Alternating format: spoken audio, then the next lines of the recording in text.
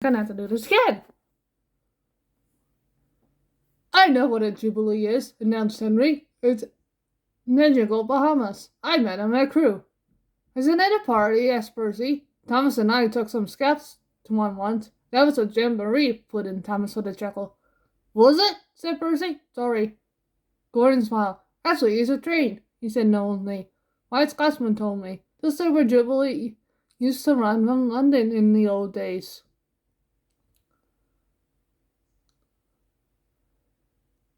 But we're not London, objected Henry. And if it is a train, why do we need it? James continued. We don't, interrupted a well-known voice. Our Jubilee is a golden one. Because in 1995, it is 50 years since stories about us began to be in books.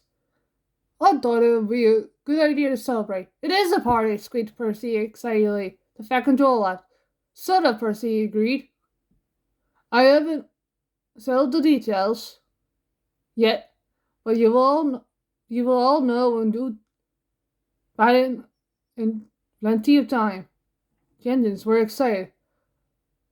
Oh, will they be your special train? Gordon asked the Fat Controller. Can I pull it, please, sir? Sorry, Gordon, said the Fat Controller. There will be a special train, but I can't spare you, I'm afraid. Anyway, you've forgotten you had coal and water problems on the other railway? Gordon had. You met Pip on Emma, don't you, Gordon? The Fat Controller went on. I have asked them to be my special train for the guests from London. Gordon pulled away. Near Henry's Tunnel, the main line passed through woodlands, and the high branches of the trees were full of birds' nests. Often, great flocks of birds circled above the railway, and sometimes Gordon noticed them feeding in the fields nearby. Today, the birds were much closer to the railway than usual. Beep, beep, whistled Gordon as he approached a farm crossing. Startled, the birds rose together in a thick black cloud. They swooped across the line in front of the train. One bird, larger than the others, and then perched in the gate post beside the line. It flew so close to Gordon that its wings almost brushed his nose. As it did,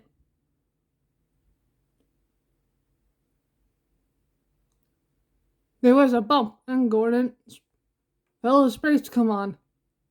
Why are we stopping? Gordon asked his driver. Probably someone pulled the emergency brake, said the driver. Don't worry. Our guard will come and tell us in a minute. But the guard had no idea what was wrong. There must be a leak in the brake pipe, said the fireman.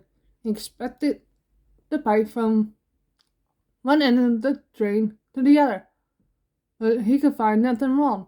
I can't understand it, said the driver, scratching his head. There's no leak anywhere, yet the brakes are hard on. It was just when those birds flew across, said Gordon. One nearly hit me, and there was a bump. Just a minute, interrupted the fireman. He quickly looked at Gordon's front brake pipe. There you are, he said triumphantly. The fireman laughed. The bird knocked the seal out of your brake pipe, he explained. Look. Well, I'm blessed, said the driver. I never heard of a brake pipe on a steam engine. Oh, bless, said the driver. I've never heard of a bird strike on a steam engine before. It crowed on the Great Western in 1915, chuckled the fireman. I read about it only last week. Gordon was soon on his way again. The other engines laughed. Poor old Gordon, they chuckled to each other. Fancy being stopped by a bird. That's nothing to crow about, is it? Everett and the Cabbages. Everett's branch line runs from the station at the bottom of Gordon's Hill. It goes along the coast to a port where the Tinkin twins, Bill and Ben, work. Everett and Boko on this line, and Doug and Douglas, the Scottish twins, help them when things are busy. They all work happily together. The trains don't need to run fast, but it is not often when they keep the big engines waiting. Usually it's the big engines who are late. One morning, James was delayed at the big station and Edward had to wait for him. When at last he could start, he wanted to hurry up to make up for lost time. Steady, Edward, cautioned the driver. I know we're late, but an accident will make us even later. Edward slowed. But as he approached the next station, his wheels torn badly at some points. When Edward stopped at the platform, the fireman checked them all over, but everything seemed to be in order. Edward set off again. It was beginning to gain speed. Mine began to feel funny. My front's so wobbly, he complained.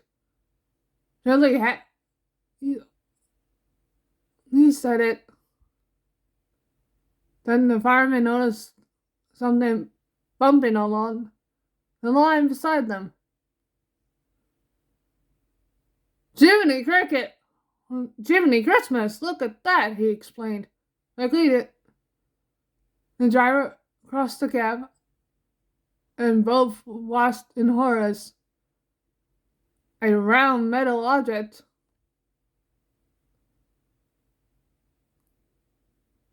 rolled along beside them like a loop. After a while, it hit a stone and bounced away into a field. Very carefully, the driver applied the brakes and came safely to a halt. He was glad, because right now felt very loose. The driver and fireman climbed down and gained a look at his wheels. There was no doubt where the trouble was. One of them wasn't there. One of your bogey wheels is broken off, said the driver. Thank goodness we are on straight track and not going too fast. There could have been a nasty accident. There, the fat controller's phone rang. He lingered in astonishment. What's that you say? An engine's wheel in your cabbage? I quite agree. That must have been a great surprise. Whatever do you think? Is he all right? Thank you. I'll see to it at once. The fat controller put the telephone down and mopped his face with a red and white spotted handkerchief. Bless my soul, he said to himself. It's a good thing never did end up in the cabin himself.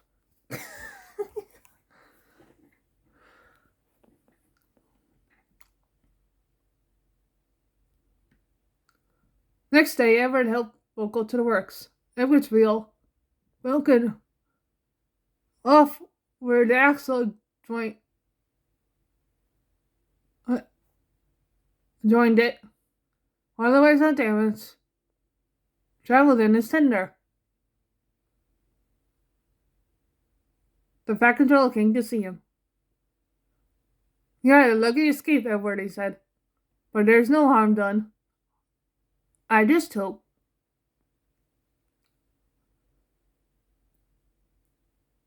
we can get you mended for the Golden Jubilee celebrations.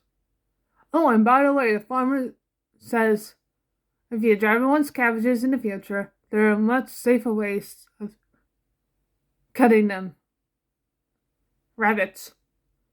"Rabbits," said the driver. "What do you mean, rabbits?" asked Thomas. His driver laughed and pointed ahead. Beside the line near the airfield station was a post with a white disc on top. It had a red circle around it and a black number 10 pointed on it and painted on it. "Rabbits have been building burrows under the line," the driver explained. "They made the ground unsafe, so the Fat Control has to rename a speed limit here to the pavement can be safer did."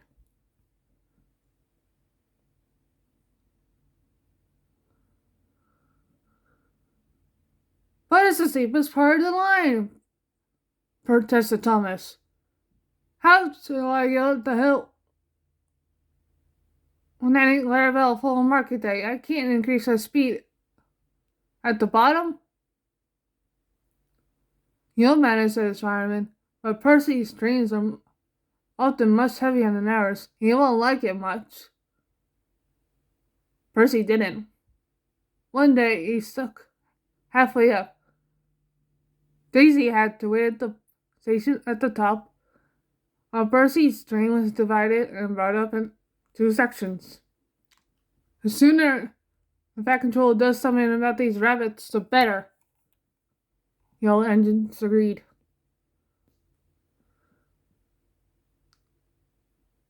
Then they heard their work was to start. Home repairs were being done. Thomas was run to the station at the top of the hill.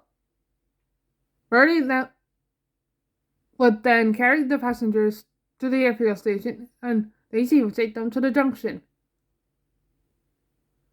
The day before the line closed, Thomas was taking Aaron Clarabelle down the hill when he felt the rails quiver under his wheels. "Help!" exclaimed Thomas. Suddenly, the left-hand rail tilted. There was a crunch, and his wheels settled on the ballast. Luckily, Thomas stopped moving before any Clarabelle came off the rails too. The guard went back to the station to telephone for help. Percy was shunting when the call came through. "You can't take those trucks to the harbor now that the line is blocked," said the station master. "Please take some workmen, bring Danny Clarabelle home, then help Thomas." Thomas was glad when Percy arrived. While Percy took the passengers back to the station, their workmen unloaded the gear and prepared the site. "The ground's unsafe for a crane, even if we have one," they said, "and we can't just pull you out, 'cause that will only damage more of the line. We shall lift you on jacks, Thomas. Then we can slide the rails underneath your wheels. Then Percy can pull you back on to the firm rails. We hope," he added. "How long will that take?" asked Thomas. Foreman shrugged. "Who knows?" he said. 2 hours, maybe 3. Suddenly, with a jack at each corner of the frame, they lifted Thomas until they could slide thanks to the rail laid on their side under his wheels. Then very gently he was lowered to the rails. A strong cable was fixed to his coupling, and the other end was fastened to Percy. The factual had come to watch. Are you ready? Heave! He called to Percy. Carefully, Percy took up the strain. The cable tightened. Percy pulled again. The cable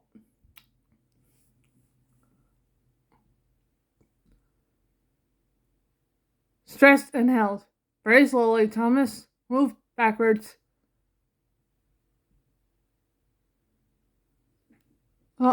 His wheels ran in the grooves on the sides of the rail. Then with a jolt, first one pair of wheels, then another, and last the third, safely came back safely onto the firm part of the railway. The met unhitched the cable, and Percy was coupled properly to Thomas. Thank you, Percy, said Thomas gratefully, and Thomas pulled him home. Percy pulled him home. Yeah.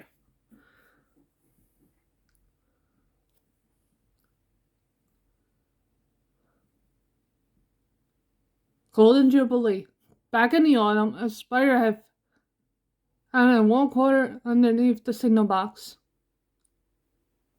at the junction. She had woven a web, pointed in one end and shaped like a funnel. And for a while, she lived very well on what she caught in it. Now that it was spring, the spider had moved on. She knew nothing about the preparations for the Golden Jubilee. It's going to be a disaster, marked Henry gloomily. Important people, a special train, nothing for them to see.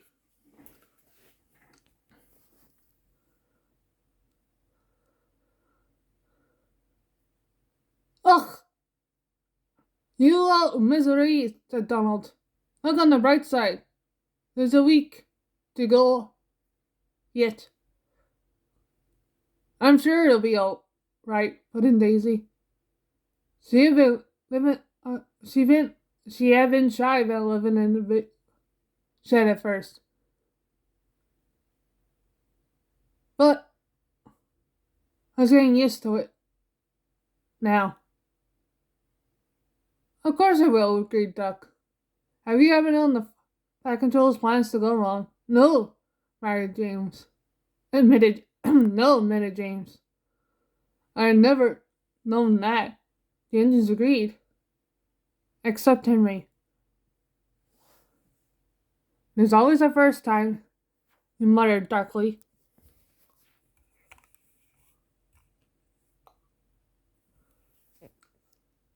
But by the time Jubilee Day arrived, it was Wheel and Thomas Branchline both mended. The Fat Controller told Edward to run ahead of the special train and make sure that the line was clear. Does that mean, he asked excitedly. Wait and see, smiled the Fat Controller. Crowds began to gather at the big station. There was to be a red carpet, speeches, and a special luncheon for the visitors. Last time we had a red carpet, the Queen came, remarked Gordon.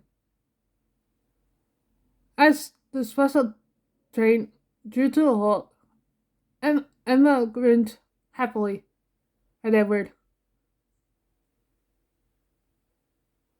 Got your floor lamps arranged? She asked. Off you go then. I'll follow in a few minutes. At the junction, a flew into the room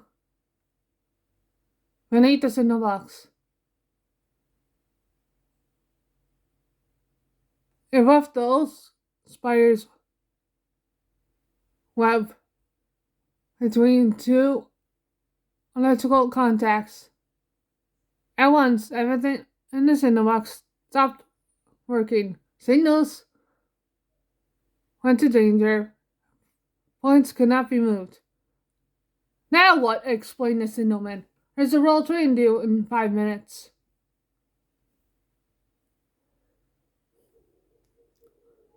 Edward stopped outside the signal box. Thomas, Percy, Toby, and Mavis were already waiting.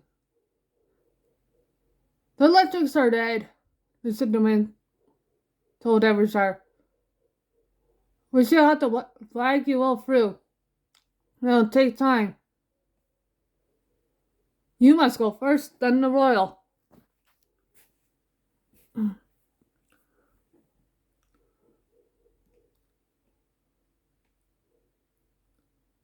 Carefully, men with flags sent the trains on their way. Edward went first with a letter for the Fat Controller, telling him what had happened. But then what went next.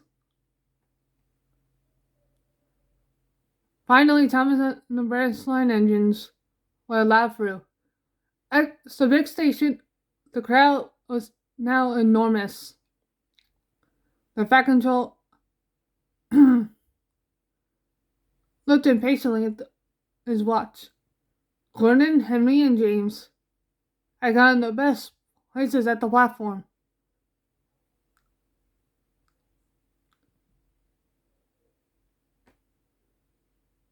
We shall see everything from here, said James happily. If there's anything to see, grumbled Henry. But then they heard a whistle. That's Edward, said Gordon. He had a wasted journey, poor engine.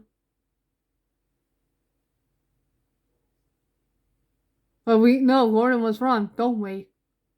Pip and Emma soon drew in and onto the red carpet stepped the world presented. I apologize for the delay, sir, said the Fat Controller, and explained what had gone wrong.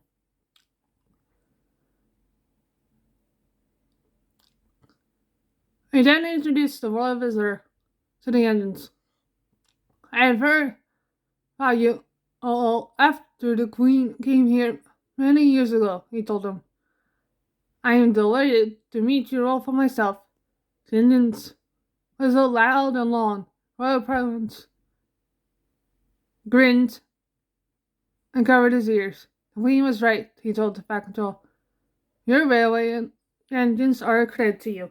Thank you so much for watching. Goodbye.